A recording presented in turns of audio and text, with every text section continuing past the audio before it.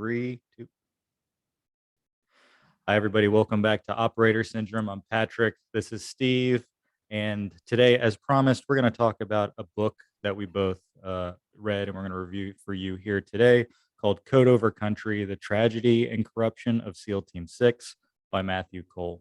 So first, we'll start off with a summary. Steve, you want to kick us off? Yeah, absolutely. So this book is just out, hot off the press. Code Over Country, The Tragedy and Corruption of Team 6 by Matthew Cole, who's a journalist. He's won some awards, and it is literally hot off the press. I can smell the ink drying. It came out in February of 22. So, I mean, we're in early March of 22. I guess before I kind of walk through some of his his thesis and then kind of how he structures the book, I'd just like to say this was a hard one for me to read because it's about my community. Now, I wasn't a Team 6 operator, but I was at the unit in another capacity. I know many guys there. I know numerous names came up of SEAL operators who I worked with and was stationed with at SEAL Team 5, who went on to Dev Group. And it hurts to read about they're kind of my heroes. I mean, they're just tremendous operators on some level. They can do the unimaginable, and they're very proficient at what they do. As we've mentioned, the green side has a special missions unit that does basically the same kinds of things. They can do the same kinds of things and are equally proficient. And so for me, it was a hard read because it was some really, I think, bad stuff that has infiltrated, you might say, seeped in to become part of the culture and the ethos at Dev Group. And anyway, so Matthew Cole starts by talking about, he breaks it into time periods, 43 to 2001. So he goes through the Frogmen. He goes through the birth of SEAL Team 6, and this colorful character named Richard Marchenko, who is famous. He wrote a series of books. The first one was called Rogue Warrior.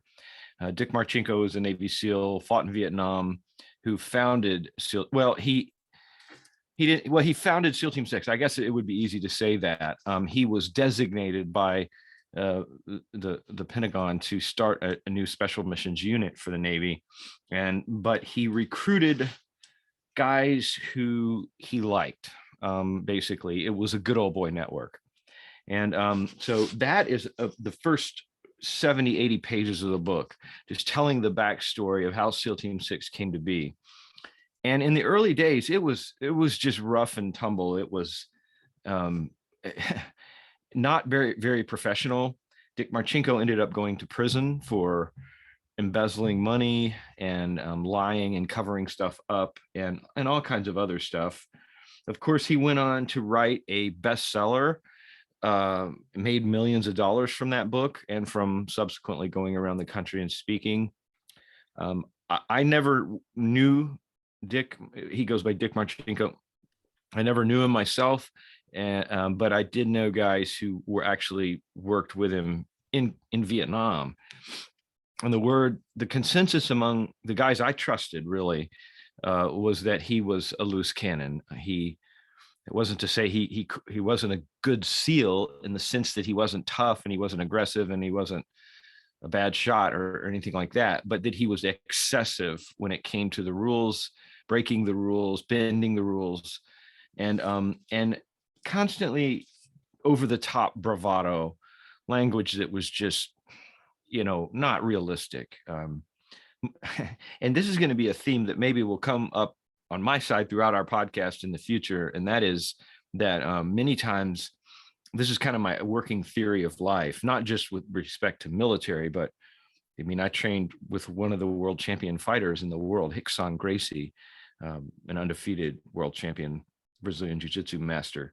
And the most proficient guys I ever worked with on several levels, militarily, in in martial arts, and even a classical musician, not that I'm a classical musician, but one I knew, they tended to be the really highest level and proficient guys, tended to be the most humble and quiet and reserved about what they could do. Hickson never talked any smack, even when he was getting ready for a big fight. I remember I talked smack on his behalf because he was my big hero, and he was like, don't talk that way. Anything can happen in a fight. You got to go in with an open mind and with humility.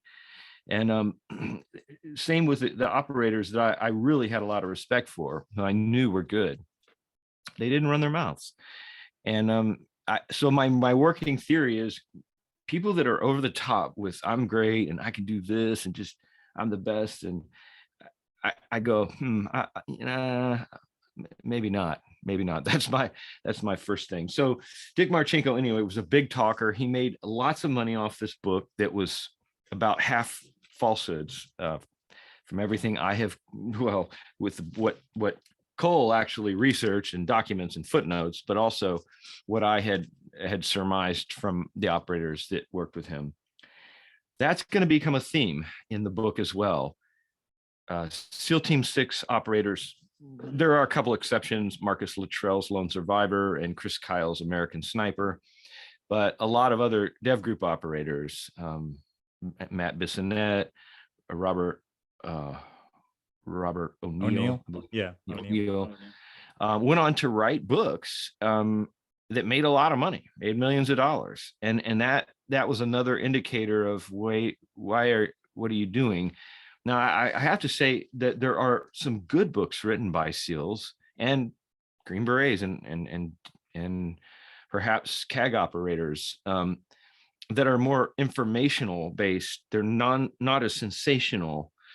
And whether somebody's in it for the money, you can't really go there. It's a free market. I mean, and this, I believe in the First Amendment, the right for one to fight. We fight for that, right? The right to say what you want to say and the freedom of the press. But to profit from what gets into some gray area, there are two things. Classified stuff. Bissonette got into trouble with the government. I mean, he actually got money withheld from his proceeds because he breached his non-disclosure agreement. Mm-hmm. And then the other temptation on the side of Bissonette and even Luttrell and Chris Kyle, the sniper, was that they embellished a lot of stuff. When they really carefully looked at the records, the confirmed kills were overinflated in the case of Chris Kyle. Marcus Luttrell, unfortunately, I've never met the guy, and I have tremendous respect for him and for all these guys. But he basically he laid down his gun and didn't come to the aid of Murphy, who was calling his name to come help him. Hey, if I was in that situation, I'm not saying I would have been king hero. I don't know. It's scary, man. And every person has their breaking point. So, and I'm not faulting in any way any of these operators. But what I'm saying is, when I've read the book, it was like, wow, he fought hard, and it was a bit, I would say, of maybe an embellishment, and he later came back and kind of backed up some stuff. So whatever. That's a long-winded first section. The second section talks about the wars post 9/11, so 2001 to 2011. Roberts Ridge, SEAL Team 6 2.0, an issue about operators that got into carrying hatchets. I heard about that. I actually knew about that a while ago, just through friends, through the network. And that had to do with getting into basically borderline and outright war crimes, with extreme aggression, weapons that didn't really need to be carried, and then mutilating corpses after soldiers shot and KIA. It's against the Geneva Conventions, against the laws of armed combat that our military observes, to do anything to that body to cut on it or to touch it in any way. I mean, other than to put it in a body bag and send it through the chain of due process. And it was the case that these bodies were being mutilated after they were killed. And then, Allegedly. yeah, allegedly, Allegedly. allegedly. And then also some cover-ups, a really serious cover-up in a chapter called Medals of Honor, where an Air Force combat controller who was embedded with a tier 1 unit basically he won the Congressional Medal of Honor eventually when the truth came out, but was an unflappable hero on the top of this mountain, even suppressing enemy fire at witheringly close range, to try to provide cover for the rescue helo that was coming in, for both himself and Roberts, Neil Roberts, who was killed on a mountain in Afghanistan. So it just walks through, and there's plenty more. That's just kind of a cursory flyover of the book, but it is disturbing. It's I hope people take it seriously. I'm thinking about personally just reaching out to some very high brass that I kind of have an open door to. I worked with them in platoons, and they're now multiple stars still in special operations. I don't know, I may reach out, but that's getting kind of aside from what we want to talk about. But I wanted to throw it back to Patrick. We both read the same book, Right. and asked, yeah, go ahead. Well, one thing we do want to call out is that the author, Matthew Cole, is not a SEAL. Right. I don't think he has any military affiliation at all. I believe he's a journalist. That's right. And so the information in that book is coming from his sources. So, you that's just something we need to throw out there. It's not a firsthand account Right. of these events. So just something to keep in the back of our heads. That's correct. He did interview quite a number of operators, SEAL operators from that unit. Mm-hmm. So that's something to keep in mind. But yeah, it was a secondhand account. So I wanted to ask, I think outside perspective is always sometimes the best perspective, or maybe not the best, but it's an angle that can really help one culture that's too inside of its own head to one of the greatest critiques of American society was by Alexis de Tocqueville, called Democracy in America. It's classic writing, and he's a Frenchman, but he came here and said, man, this is just so different than France. And now historians for years have referred back to de Tocqueville's work because he was an outsider. He could see things that we probably couldn't see about ourselves. So with that being said, I wanted to ask Patrick, as a non-SEAL, as an Army Ranger, what have been your impressions of SEALs when it comes getting into this whole ethical arena? So, for those who don't know, at least over the past 20 years, it was very common for um, Rangers from the Ranger Regiment to deploy alongside um, the Tier One Navy's Special Mission Unit, and of course the Army Special Mission Unit. So, in my time there, I did 5 deployments. Of them, 2 were paired up with a Navy SMU unit. Um, you know, as far as the things in the book go, I can't say I personally ever saw anything that would substantiate the type of claims that are made in there. I have seen Hatchets. The only Hatchet story I have is in my last deployment in Afghanistan. The troop that we were co-located with, some of those guys were rocking hatchets. Not all of them, just a couple guys would have them. And the only thing that sticks out in my mind was um, these cats tried to go into the chow hall one day.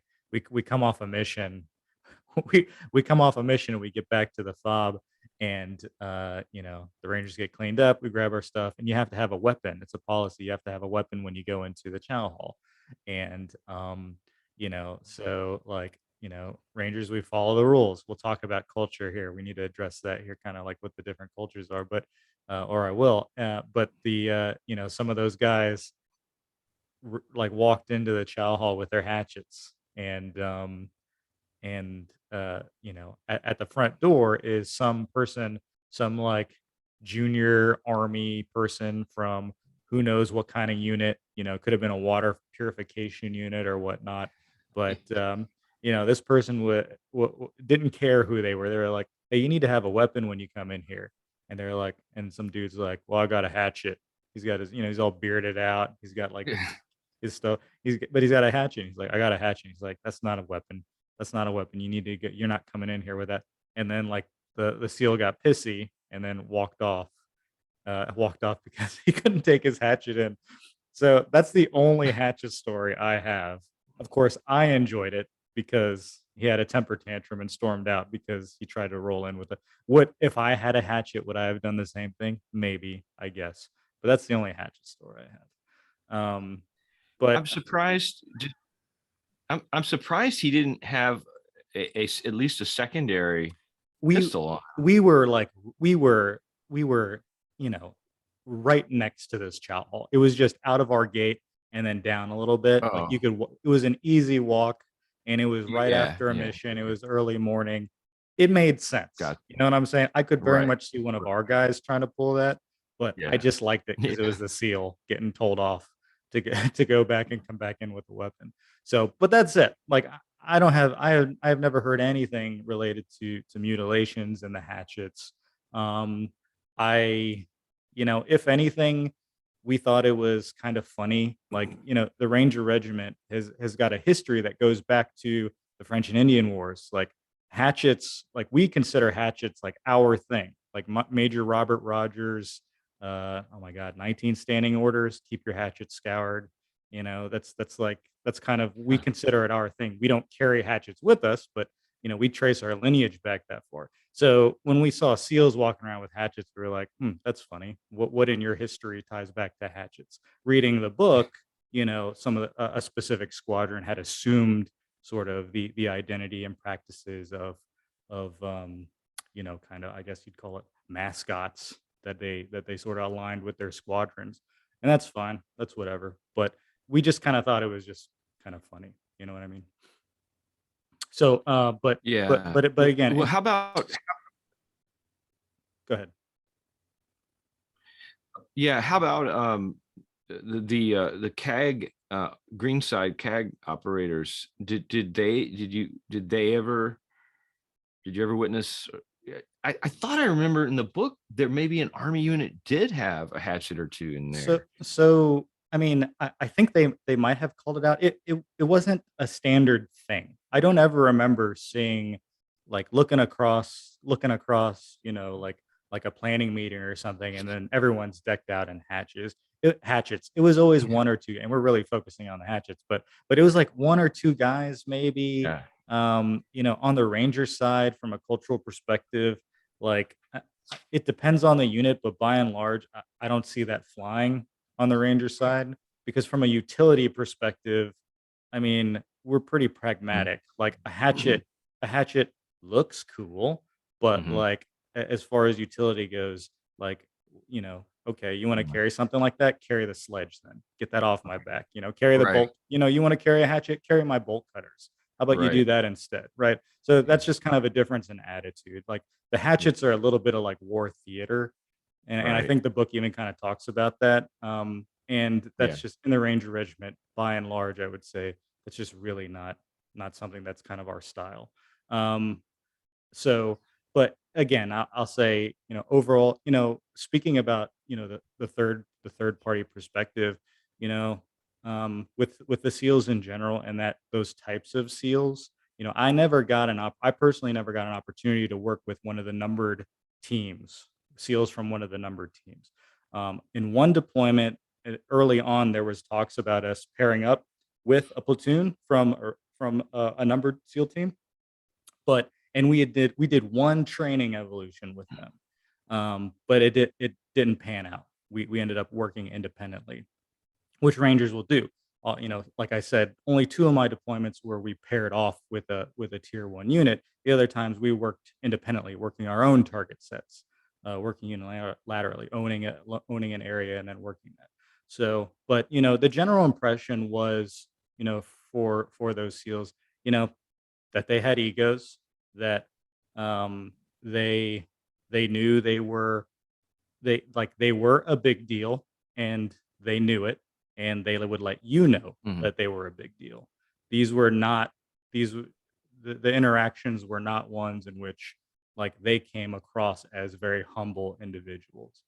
Yeah. Um, you know, in terms of like their behavior on target, um, there were stories, there were mumblings Mhm. about how these guys operated. Again, I never saw anything that personally, but there were always stories of like, well, this guy heard, or you always heard it from someone else. They're like, hey, did you know they did this or they did that? But what I would Yeah. definitely say is that the book might almost make you think that they were going out every night and collecting scalps, Yeah. but even for them, like taking contact on a target was the exception to the rule, you know. 9 times out of 10, 99 out of 100, no one was taking contact. Like in fact, our tactics were, though, we attempted our best to minimize the contact because that was dangerous for us and what we were attempting to do. The one thing I can remember in terms of like their behavior related to what's talked about in the book was I was in Afghanistan, and this was when we were paired off with a troop, and um, one night we heard that a one of their guys in a different troop in Iraq had gotten killed, and so, and like the mumbling, and we were going out that night. And so kind of like the murmurs amongst us was like, hey, watch these guys. Like they're going to go out looking for revenge tonight. Um, and Yeah. I just thought that was interesting. I can't remember if we took contact or if they'd killed anyone on the objective, but I just remember the idea that, hey, I get it. Like you lose a guy that hurts, but Yeah. losing a guy and then in a different country, and then deciding, and then there even being the impression that you might go out in a totally different country and exact revenge on folks likely unrelated, that just seemed crazy to me. Um, Right. but that's about the extent of it. Yeah. Well, there's getting into some aspects of the chaplain side uh, of what I observed just in counseling.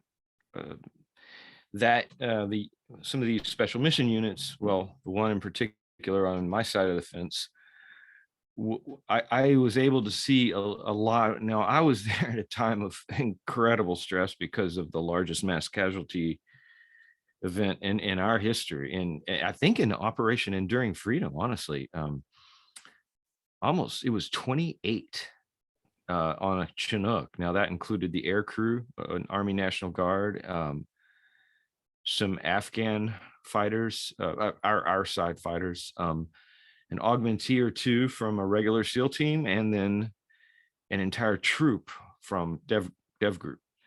Um, and it just, yeah, I mean, the sense of loss and the inconsolability of an event like that is just something I don't hope I never hope I never witness it the rest of my life. And the families, just the grief that I don't know, but I was able to sense, just by talking to some of these operators, and it's not a one size fits all thing like anything in life. There were a lot of just really solid, grounded, faith, faith, uh, faith rich people who were operators who just, I think, were just above board on all kinds of levels.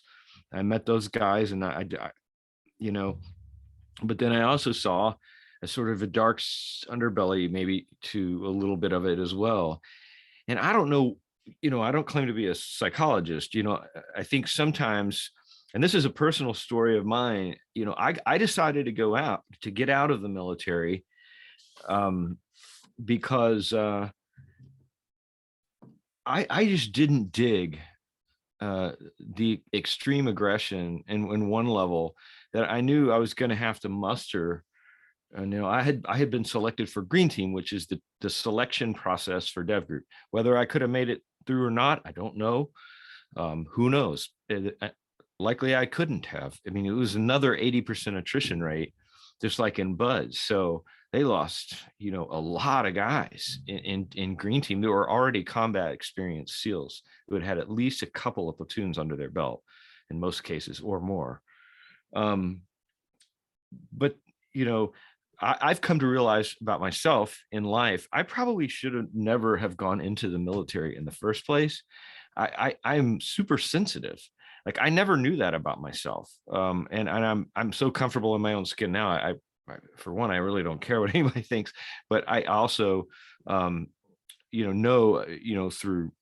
getting to know myself, through therapy, through all kinds of events in life, that I'm very sensitive. Probably shouldn't, not the ideal pick, but at the same time, things like the things I saw in combat, which weren't near like what these operators have seen, but we saw some abuse going on in the Gulf War. I saw Kuwaiti military guys after Kuwait was liberated. There was a big lorry, a truck full of captive Iraqis, and these Kuwaitis, they had stopped out right near our base, where we were, not our base, but where we were staying on the coast of the Persian Gulf, and they were hitting them, they were butt stroking them with their weapons in the face. I mean, these are detainees that, and we put a stop to it. I mean, we started yelling at the Kuwaitis and saying, not on our watch, we're not going to put up with this. That's, for one, that's just brutal. These guys are, there's I always had a sense of, I always felt empathy for the Iraqis. Like, even, okay, they're our enemy and we've got to target them, and if the mission calls for it. But I remember being sick at my stomach one night off the coast when an airstrike was coming in. It was rockeye cluster bombs, and I knew there are a lot of people are going to die, and we could hear the radio between the controller and the F-18 that dropped these things. And I'm like, these Iraqis are just doing what they think is right, to be a good soldier in the Iraqi military, following a nut case in the case of Hussein, but they're just trying to be the best soldier they can. And then here they're going to be obliterated with absolutely no choice, or, I mean, they're just going to be fried. And I just thought, man, if I was an Iraqi, how would I not have done everything they would have done to try to be a good soldier, provide for my family? And maybe half of them probably didn't agree with Hussein, but that's where they were. And as a human being, I thought, man, this is heavy stuff. They're just going to die instantly, and they're not even going to know it's coming. So, but I saw also that there was a break from some guys, almost a dehumanizing of the enemy, to where they would look at these other enemy fighters, and I, it's hard to talk about, because yeah, they're some bad actors.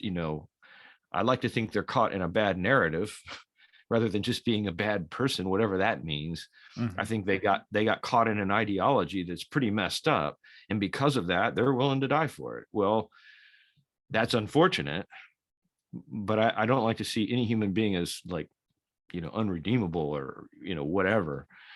But to start thinking of another human being as an animal or something less than fully human, without rights and dignity, that's where I think, from my perspective, I saw the problem start to creep in. I don't know if Patrick has thoughts on that. Um, I do. We're getting close to time here, so we might need to do. We're gonna have to do a second a second part to this. As usual, we always have more to say than we think. Yeah. So let's do. How about let's do that? Let's do a second one, and let's dig in because I have some thoughts about. I I do have some thoughts about that. I have some thoughts about the book itself and from my perspective. So let's pause it here and then we'll do a second episode. So again, thank you for checking out Operator Syndrome and we'll catch you in the next one. All right, bye.